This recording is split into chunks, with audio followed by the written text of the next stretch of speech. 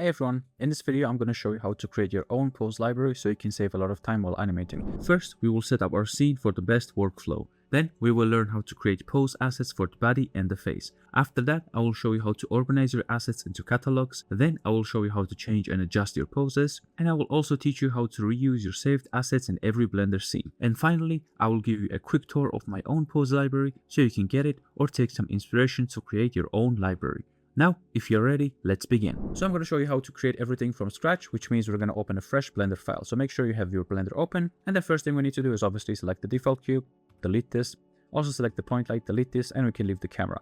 Now, make sure to import your character rig, which you're going to use in the future and which is your favorite. In my case, I'm going to be using the Woodplank rig, which is free, and you can get it via the link in the description. So I'm going to click on File, Append. And I've appended my Woodplank rig right into the scene, but we can't see any textures, so let's actually fix that. So right now I'm using cycles, but later we're going to switch to workbench. Go to the solid viewport shading, click on this drop-down menu, and then click on texture. I'm also going to disable outline and specular lighting, and I'm going to switch to flat shading so that I have a brighter view. Now the camera, if I go to the output properties, we can see it's in 16:9 aspect ratio, which means it's 1920 by 1080, but we want to have a square resolution. So let's drag this down and let's change it to something like 500 by 500. That should be enough. And another thing I want to do is place the camera right in front of the character. So I'm going to click on Alt-R, Alt-G to clear the rotation and location. Now I'm going to press on G and then move the camera back by GY. Then I'm going to do RX, rotate this by 90 degrees. And let's move the camera slightly up. Now, if I want to see what's going on inside the camera, I can click on numpad 0 and then go inside the camera view. But I actually prefer to right click over here, split screen, and then go inside the camera on the second screen and then turn off any overlays like so that we see what's going on.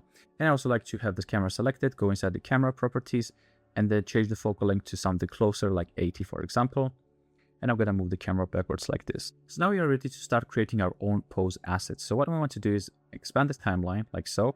And we're not going to be needing timeline that much. So I'm going to click on this clock icon and I switch this to asset browser. So if I click here, you can see it jumps me to my asset browser. Now this might be different for you. You might see some default Blender assets, but that's totally okay. So what we need to do is click on all libraries and I switch this to current file, which means that we're going to be working inside the current file, which we have opened right here. So first thing we need to do is go to the render properties and then switch this from cycles to workbench because asset library previews are using the workbench render engine.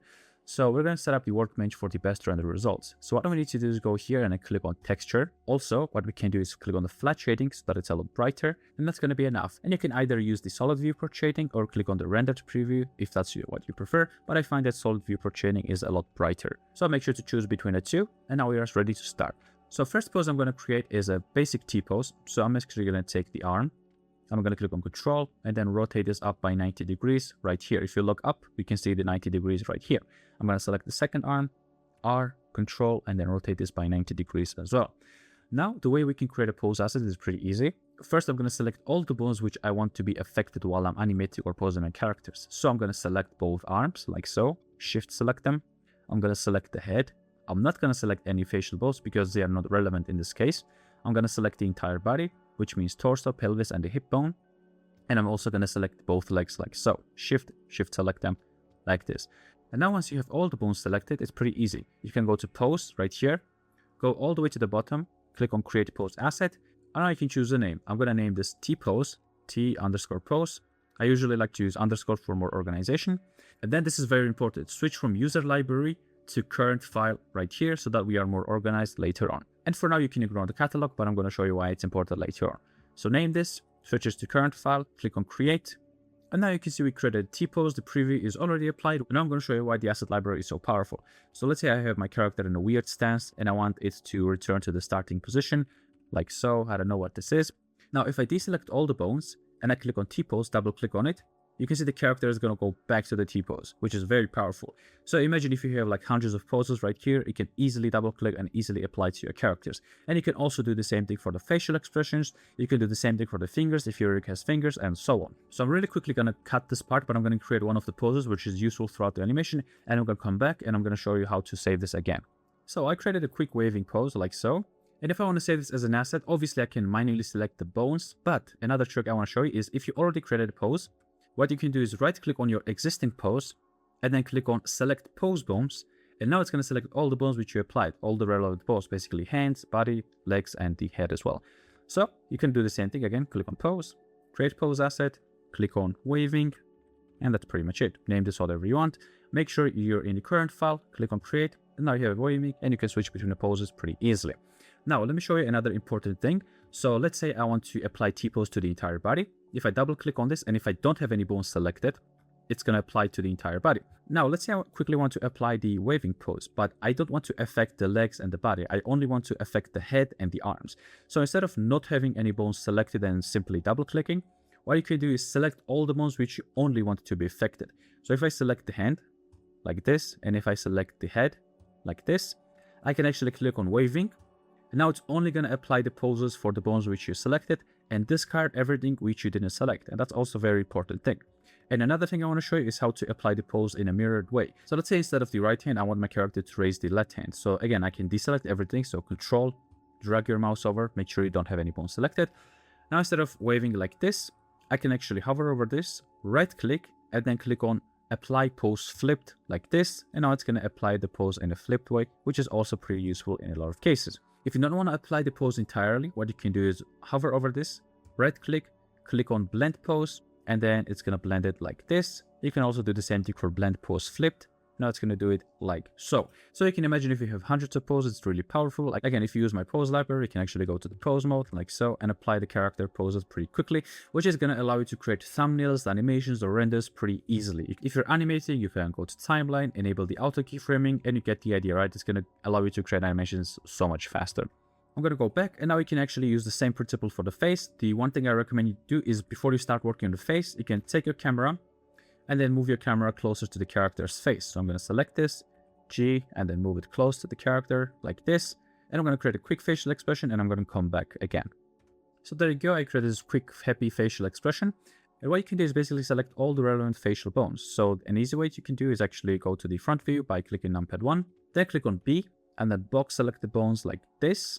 Now, I don't want the head or the gear icon to be affected, so I can actually click on Control, drag, and then deselect them like so. Or you can also click on Shift and then deselect them like so. Now, once I have all of the facial bones selected, I can do the same thing. Click on Pose, create Pose Asset, and let's name this Happy. And then make sure we are in the current file like so. Create, and there we can see we have another Pose Asset. And while we're here, I'm going to click on Alt-R, Alt-G, Alt-S to go to Default, and I'm going to click on Pose. And then let's create a default pose for the face as well, in case you quickly want to go back to default for some reason. I'm going to click this, and I'm going to name this actually O1 default. So let's say I want to rename my pose asset.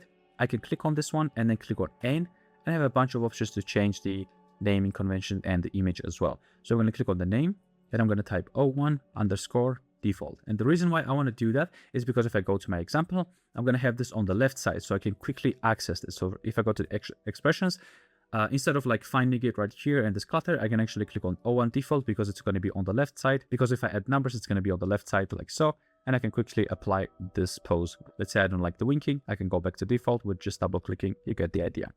Now I'm going to show you how to organize the assets into catalogs because that's also very important. So first thing I'm going to do is click on this plus icon.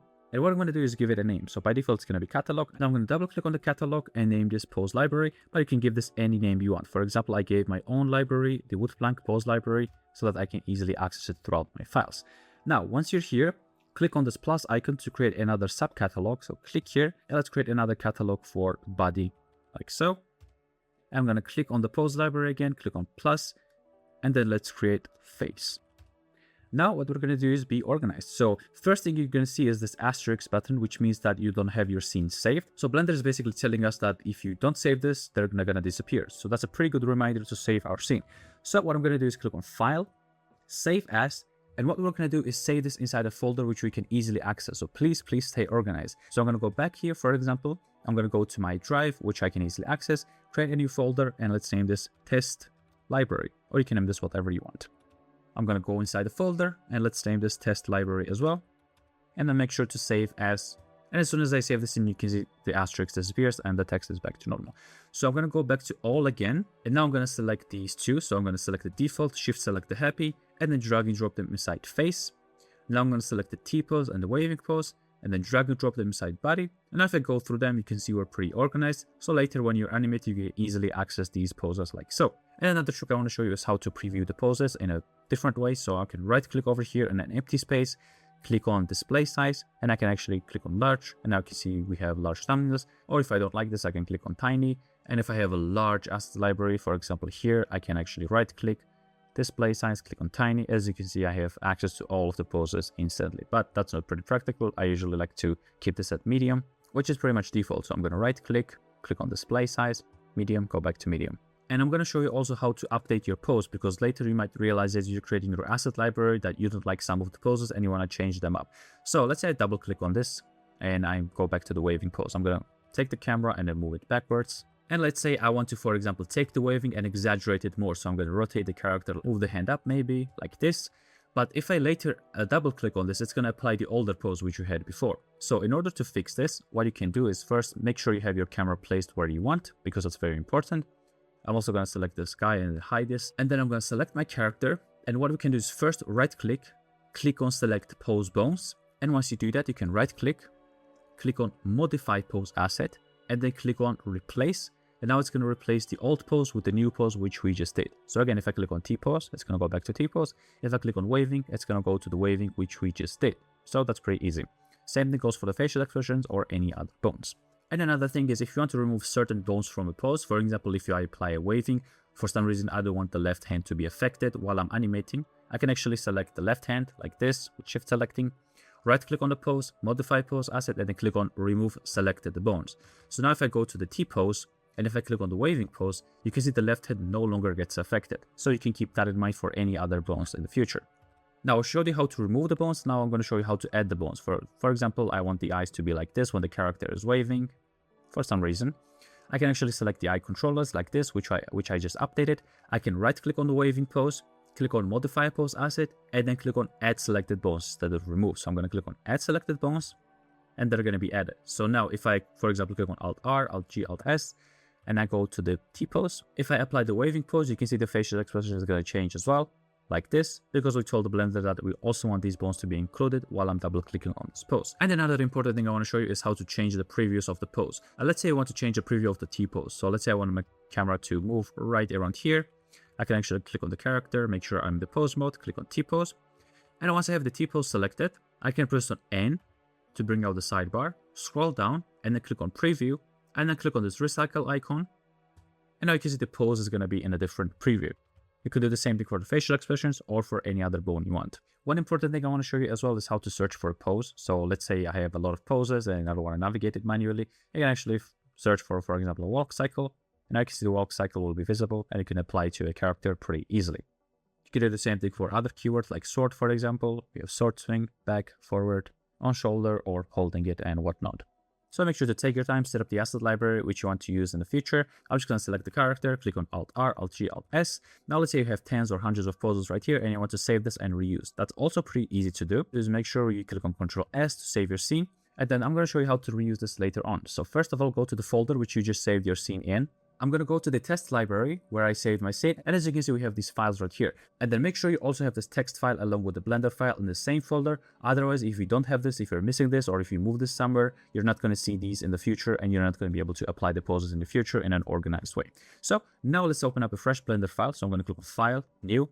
Let's click on General. And let's say I want to apply my poses right here. What you can do is first go to Edit, Preferences, go to File Paths, and then click on this plus icon and make sure to locate your file. So I'm going to click here. I'm going to go to my pose library folder, test library. And what we can do is click on add asset library. And now it will be added right here. And a very important thing I want to show you. By default, your asset library is going to be set to pack. But for some people, it creates a lot of issues. So what you can do is set this to append. And it's going to be a lot easier to drag and drop and import assets later on. It's not going to create too many issues with the pose library, but you can still set this to append to avoid any future headaches. So now I'm going to click on this hamburger menu and then click on Save Preferences. But if you have autosave enabled, these are going to be good as well. I'm going to close. And now what we can do is switch from timeline to asset browser again. So click here, click on asset browser, or the shortcut is just pressing A. And now if I click on all libraries, you can see I have the test library right on the bottom. So if I click this, you can see we have our characters right here. So again, I'm going to delete everything and I'm going to append the Woodplank rig for which I just created this pose asset library for. So again, click on File, Append your character. I'm going to do the whole thing again, texture, this, flat. Now I can select my character, click on Control Tab to go to pose mode, and I can start posing my character using the pose library.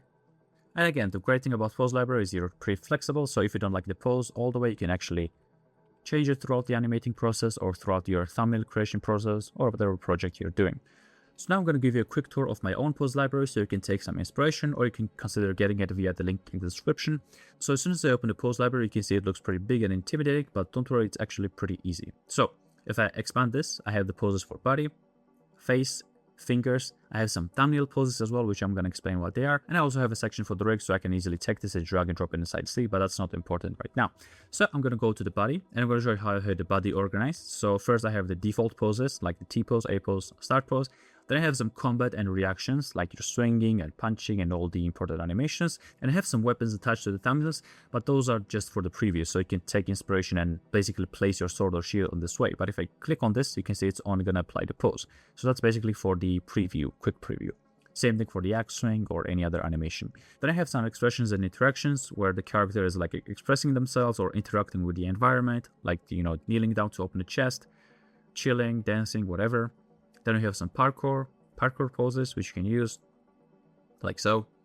And if you go to the face, it's broken down into two parts. We have expressions and we have lip sync phonemes. Basically the poses which you're going to use while your character is talking. So that's pretty easy. I actually took the inspiration from the examination screenshot, so I can easily apply these phonemes while I'm animating and then keyframe them without having to manually animate the mouth. Also, if I go to the expressions, I can go back to default and then change the expression to whatever I want, basically from this list. So that's pretty easy. And if I go to the fingers, my own Woodplank rig, which was made by Entertainer 007, has some fingers. So if I go to this gear icon, press on N, click on item, and then expand the properties, I can go down and then enable fingers. And as soon as I enable fingers, you can see the pose is going to be applied. So I can first have the fist closed pose like this, and I can actually have a call, fingers 1, 2, 3, I can have the pointing pose, whatever, you get the idea, right? If I want to apply the pose to the left hand, I can right click, click on apply pose flipped, and now it's going to be applied to the left hand as well, like this. So that's the only difference between my own rig and the BPS rig. Both libraries are pretty much the same except the fingers. The BPS one is not going to have the section for the fingers, but everything is pretty much the same. I'm going to go back to fist close and I'm going to disable the fingers. Now let's say you're creating thumbnails and let's say you quickly want to pose your character. What you can do is go to the thumbnail poses, and then you can actually place your character in any way you want, like this, like this, like this. These are some of the popular poses I see on YouTube that people are doing. You can have your character looking up, pointing with no fingers, basically. So what I mean by that is, if you want your character to be pointing with a finger, you can actually click on this gear icon again, go down, enable fingers, and you can see we have the character pointing. But again, if you don't want any fingers, you can disable them, and it's going to be applied without any fingers. Also, if you want your character to look up, I tend to see that this is one of the popular poses that people do in their thumbnails. You can actually click on this gear icon. As you can see, I have this description which says no face, which means that you should remove any faces. So the way you can do that is click on this gear icon again, go down, and then disable eyes, jaw, mouth, and teeth. Now we can import the skin which has the eyes. And the way we can do that is let's go out of the pose mode, Control Tab, select this character icon, go here in the material preview, click on skin. And if you want to change the skin, we have to go back to the cycles preview. So go to the render engine, select either Eevee or cycles, go back to the material preview, and as you can see, we see the skin preview. So I'm going to close this, and I'm going to import my rig, which has the eyes. And there we go, I just imported my skin, which has the eyes. And now I can render this with a transparent background and place it in any thumbnail you want to. And if you want to switch the skin to your previous one, you can actually go to the material preview and then search for your skin, which you have inside the scene. I'm going to click this, go back to my default skin, and then I'm going to enable the face again. So again, and item properties, enable the eyes, enable the jaw, mouth, and teeth, like so.